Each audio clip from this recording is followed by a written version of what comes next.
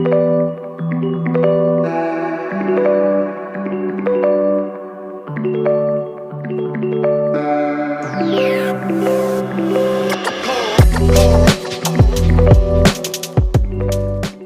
y'all, what's up? It's Miles with the Minimum back again on this fine Thursday with yet another video. And in today's video, I will be talking about superheroes I think deserve a little more representation in the media.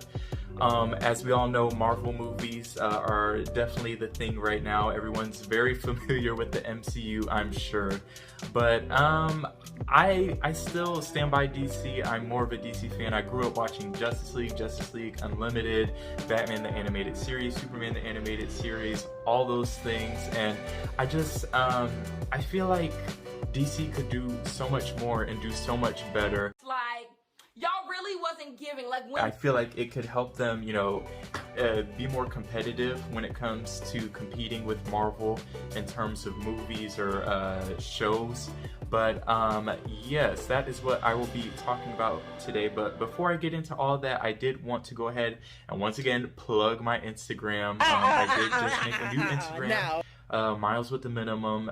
It is specifically for YouTube, so if you guys ever have any suggestions as of what I should talk about, or you know, I'm thinking about doing a Q&A since I'm, you know, at 300 subscribers now, which is still very hard to wrap my head around, but I'm very active on there. I'm always on it, so if you ever wanted to, I guess, contact me, that would be through my Instagram, Miles with the Minimum. But yes, without further ado, let's go ahead and get on into today's video. All right, and just a disclaimer before I get too into today's video, most of my knowledge comes from the content I've watched. Like I said, I grew up watching Justice League Unlimited, you know, Batman the Brave and the Bold, all those, you know, superhero shows.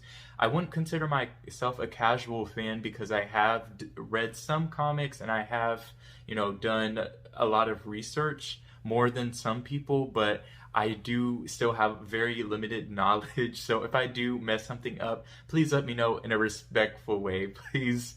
Yes, in a respectful way. I can already hear some of y'all type in if I pronounce somebody's name wrong or if I forget some minute detail. But yes, just keep in mind I still do have very limited knowledge of what I'm talking about. But it is something that I do like to talk about. So also, the reason that I am very passionate about this is because, like I said, there's been a trend of, you know, race swapping and doing all this stuff to almost try and erase characters that have already existed. And I just, like I mentioned in my video about representation, you know, race swapping is not representation, right? Just because this character has existed for so long, it doesn't make sense to just randomly change them. And you know, I'm all for diversity, but when it's real and when it's genuine, you know, I'm all for diversity, but when it's done with effort and actual care. So that is another reason I'm making this video, just because I feel like there are plenty of heroes that exist but are just underutilized or not used at all. So yes, I just wanted to give you guys a few, and here we go. So our first hero will be Katana, who was created in 1983 by, let me make sure I get these names right, by Mike W. Barr and John Aparo. Now, a little bit about Katana is that, you know, she grew up with these two guys who liked her, and she chooses one over the other. They get married and they have a family. The other brother ends up killing her whole family when they grow up because he's really jealous, and then he kills them with this sword called the Soul Taker sword. So Katana is able to get a hold of the sword, and she uses it to exact revenge, and she becomes the superhero Katana. Now that is just a brief biography. If you did want to learn more about her and see her in more stories, definitely go and check out her comics. She has appeared in a few shows. I believe the Batman, the Brave and the Bold. Most recently, she was in Young Justice, only for like one episode, unfortunately. But I think Oh yeah, she was also in the Suicide Squad, the one that was made around 2015, 2016. Now, once again, her role in that movie was very minor. But I do think she could definitely carry her own movie, and the way I would see it is maybe having an animated movie that is heavily like Japanese influenced, like having a lot of Japanese art and Japanese visuals.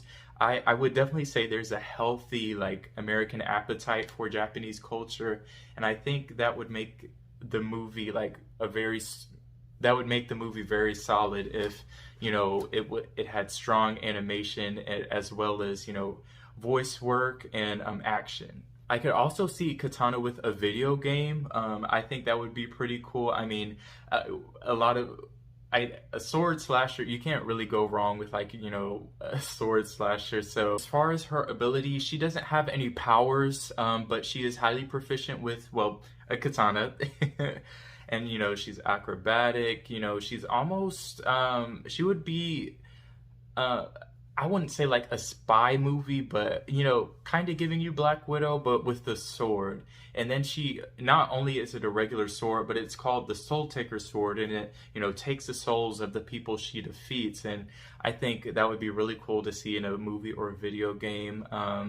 As far as casting goes, I'm not too good with casting.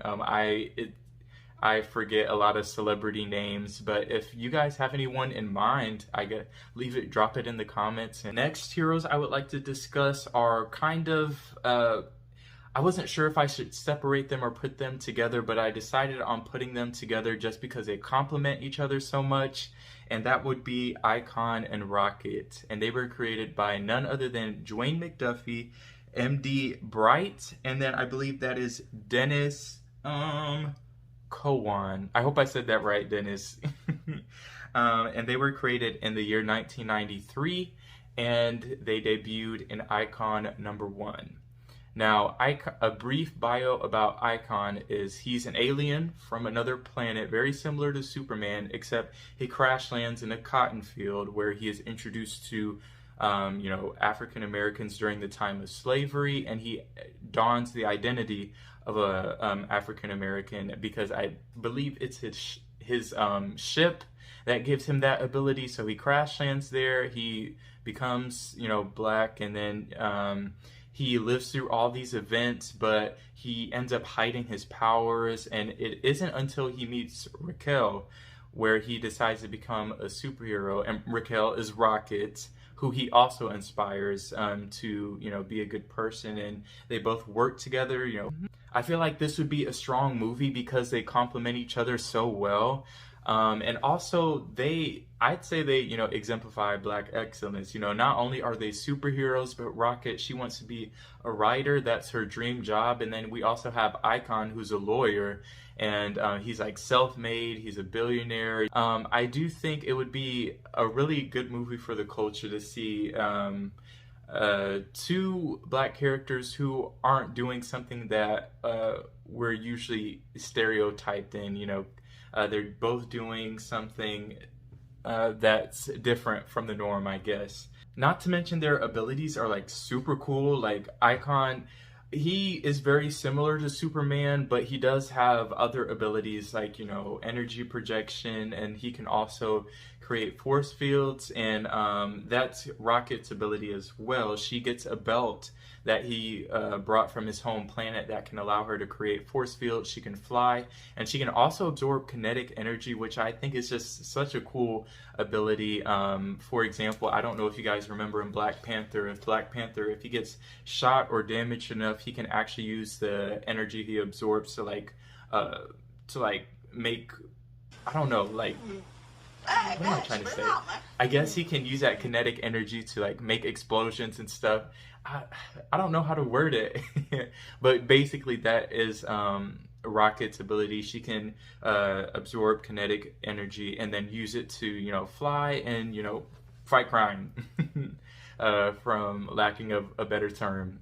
But I think they would be really good movies. Or I think it would be a really good movie just because, like I said, they both exemplify Black excellence, and I feel like it would make for a really good superhero movie.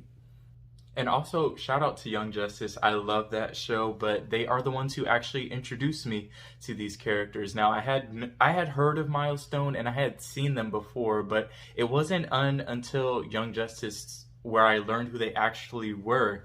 And but yeah, I wanted to make sure I shouted out Young Justice. I love that show, and I'll probably be making a video soon about how great Young Justice is. Oh my God! Wow! Now, next up is a superhero I feel like keeps getting put on the sidelines for some reason, despite how powerful he is and how much he has accomplished in the comics.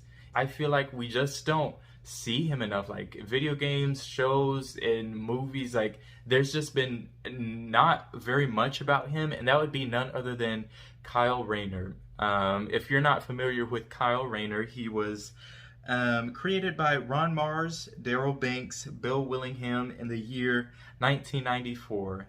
And he was kind of like the Green Lantern of the 90s. A brief biography about him is, you know, he was a struggling artist, and due to some like really bad stuff going on, he was given a ring to start rebuilding the Green Lantern Corps. Now, I believe Kyle Rayner has been shown in Superman the Animated Series, and I believe he appeared in Justice League or Justice League Unlimited, but it was very brief, definitely not enough to give him the justice he deserves. Oh, see what I did there? Ignore that. Okay. But anyway, he definitely deserves a bit more credit, especially considering that, you know, he becomes one of the most powerful Green Lanterns. I don't want to spoil anything in case you guys do want to end up checking out the comics, but he's able to create these, you know, very elaborate and detailed constructs because he is an artist and he's so imaginative and creative. That's what makes him one of the most powerful Green Lanterns. Now, I was torn between including John Stewart in this video or Kyle Rayner, but I did want to include Kyle Rayner because I do feel like I said, he's put on the shelf a lot, and I believe he is, correct me if I'm wrong, but I do believe he's of Hispanic descent, or if I'm saying that right. I think Kyle Rayner would do really well with a show rather than a movie, just because with any Green Lantern, there's so much lore and there's so much to cover that I feel like a show could do a better job at, you know, giving what needs to be like it gave for the character. Like, you know, they're in space, they're a police force, like there's so much you would want to see, and especially with a Green Lantern like Kyle Rayner, who is so creative.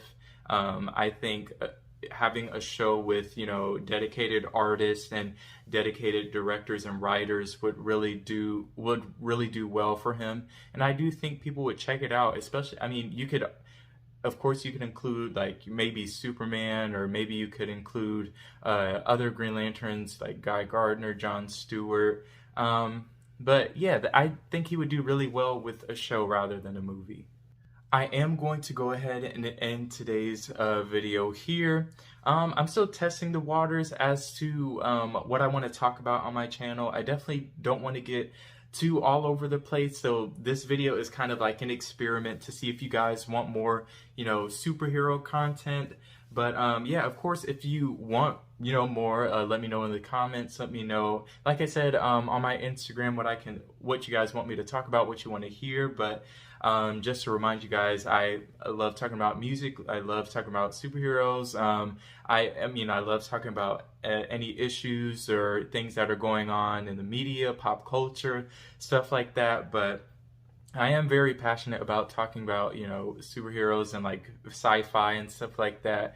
So yeah, that's why I wanted to make today's video. But yeah, that is going to be all I have to say today. But yeah, go ahead and make sure to like, comment, and subscribe. Let me know if you agree or disagree with anything I'm saying, or if you want to add anything to the conversation, add any heroes or villains that you think I should have talked about. Let me know. I'm always down to have a conversation and engage with you guys. But if that's all, but that is all today. Y'all have a good one.